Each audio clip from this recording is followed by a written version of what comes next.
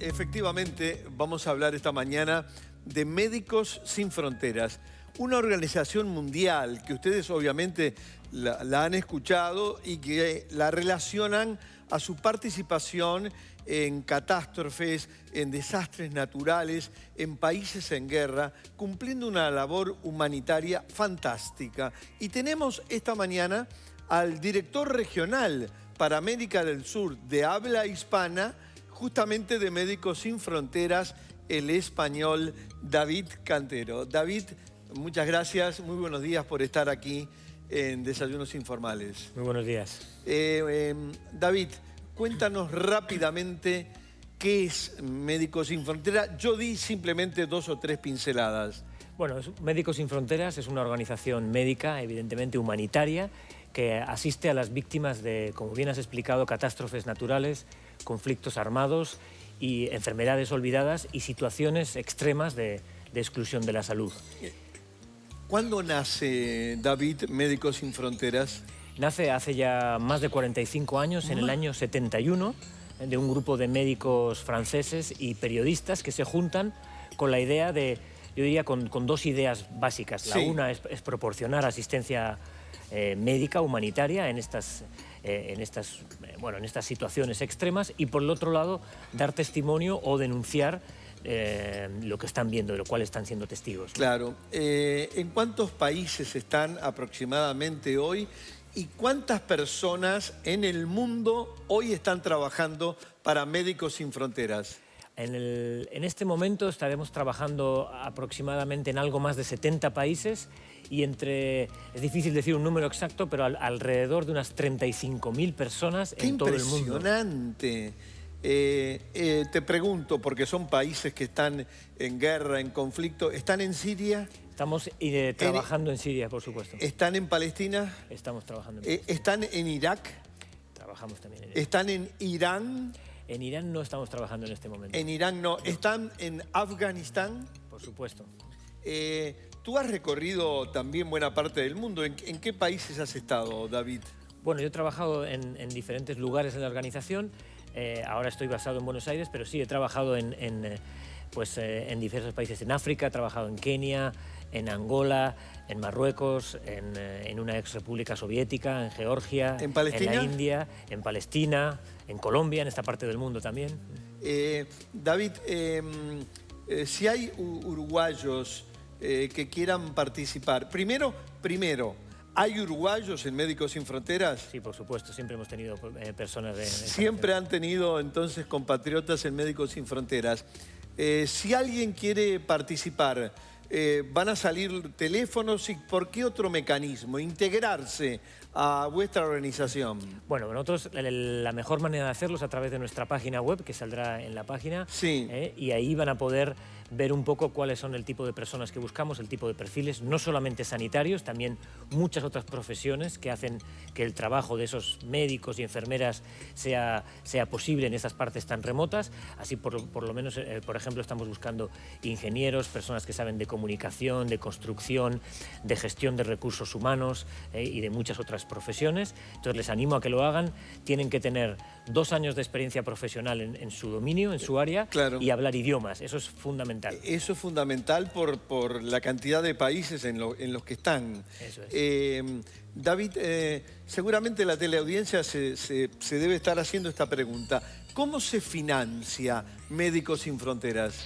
Bueno, Médicos Sin Fronteras, hasta poquito más del 90%, se financia con fondos privados, básicamente de personas, de socios, que nos aportan cada uno de acuerdo a su posibilidad, y nos da una gran independencia de actuar. Quiere decir que nosotros podemos llegar a actuar sin ninguna agenda política detrás, sin ninguna otra más motivación que la propia ayuda humanitaria, ¿no? Hoy en día nos apoyan ya más de 8.000 uruguayos de manera regular. ¿Más de 8.000 compatriotas? Que nos apoyan de manera regular, con una aportación mes a mes, cada uno la que quiera, y hace que podamos llevar a cabo todo este trabajo que están viendo.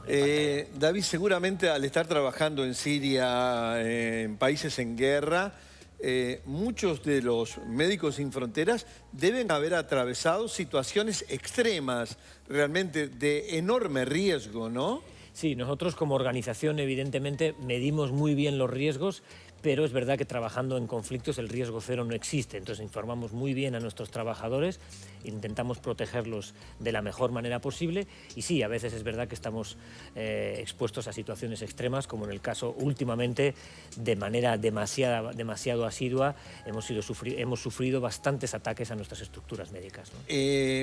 Y esos ataques de los que estás hablando, David, en la actualidad, ¿dónde se han centrado, dónde se han ubicado más? ¿En qué países? Bueno, en diferentes países, pero sobre todo en Siria y Yemen han sido los países donde más nos han atacado. En Siria y Yemen, ¿han tenido alguna baja? ¿A alguien de los 30 y pico de mil médicos y otros funcionarios que trabajan ha perdido la vida en misión especial? Sí, y de hecho, bueno, yo señalaría un hito que fue para la organización, fue un ataque que sufrimos en octubre del 2015 en un hospital nuestro en Kunduz, en Afganistán, en el cual murieron 42 personas, parte de ellos trabajadores nuestros y parte pacientes. David, rápidamente, ¿qué hacen en la región? Tú que sos el coordinador y el director regional. ¿Y qué hacen en Uruguay? Bueno, en Uruguay lo que estamos haciendo es básicamente lo que estamos haciendo ahora, que es diseminar nuestro trabajo, nuestra labor. Darla a conocer. Darla a conocer e intentar que cada vez más uruguayos se sumen a nosotros y nos aporten de manera económica ese apoyo para poder seguir llevando a cabo estas actividades. O que de alguna otra manera se sumen a nosotros, por ejemplo, como comentábamos antes, como trabajadores de la organización, para poder trabajar en diferentes contextos. Eso es lo que hacemos acá en Uruguay. Y en el resto del continente estamos trabajando en diferentes países. Trabajamos en México, muy vinculados con la problemática de la migración y de la violencia urbana. Terrible, ¿no? Eso es. Lo estamos haciendo también en Colombia, lo hemos hecho durante más de 35 años vinculados a todo lo que tiene que ver con el conflicto y ahora reenfocándonos hacia esta nueva, yo diría, bueno, o diferente situación también de violencia muy centrada en las ciudades, pero que nada tiene, bueno, o que sí, que quizá tenga que ver con el conflicto, pero perpetrada por otro tipo de grupos armados. Y estábamos trabajando también, hasta hace poquito, en Bolivia, con una enfermedad olvidada, que era el Chagas. Trabajamos también en Honduras y bueno, también en la zona hemos trabajado antes, durante el terremoto y seguimos haciéndolo hoy en día en Haití. Les interesa obviamente seguir captando, ¿no verdad? Profesionales, médicos, pero de otras profesiones, por supuesto. Sí, por supuesto. En mi caso, yo no soy sanitario y llevo trabajando con la organización más de 20 años, puesto que como la organización que somos, trabajando en lugares tan remotos, necesitamos, para que ese médico o ese enfermero o enfermera que trabaja y que está, por ejemplo, poniendo esa vacuna, para que llegue ahí esa vacuna necesitamos toda una serie de profesionales de la logística, del aprovisionamiento, de las comunicaciones, ¿no? de la seguridad, de todo, ¿no? David, los médicos y los demás profesionales que están diseminados por el mundo, ¿son honorarios o cobran un salario?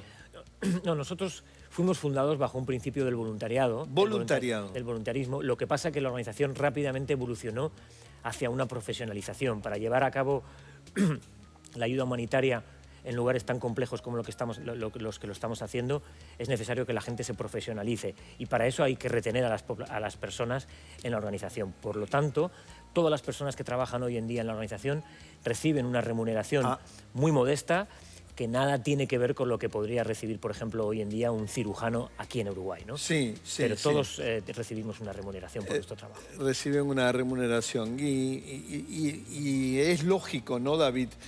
Porque alguien que se está jugando la vida en Irak o en Palestina, digamos, además de su tarea humanitaria, que lo reconforta, merece tener una paga, ¿no? Y sí, y queremos, como decíamos, que esto sea una profesión, que la gente la pueda seguir desarrollando durante mucho tiempo, ¿no? Eso sería imposible si uno no recibiera, como digo, por lo menos una pequeña ayuda, ¿no? Tenemos alguna consulta de la teleaudiencia. Vamos a ellas entonces para nuestro distinguido invitado. Hace años sigo el trabajo que hacen. No soy médico, pero cuando los veo me nacen unas ganas imperiosas de sumarme y ayudar. Lo dice Lorena, que, bueno, está manifestando su inquietud. ya hemos dicho y han visto por dónde pueden canalizar esta inquietud, ¿no? Eso les animo a que entren a nuestra página web y allí puedan ver la manera de trabajar con nosotros y de aplicar. Muy bien. David Cantero, ha sido un placer tenerte esta mañana entre nosotros.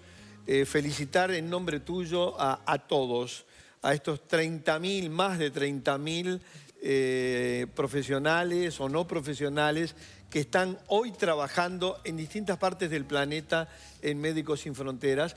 Y que sepa Médicos Sin Fronteras Uruguay que estamos enteramente abiertos. Cada vez que quieran difundir o promover alguna actividad, cuenten con nosotros. Muchísimas gracias. Un placer. Nosotros nos vamos a la pausa y continúa de inmediato Desayunos Informales. Para ese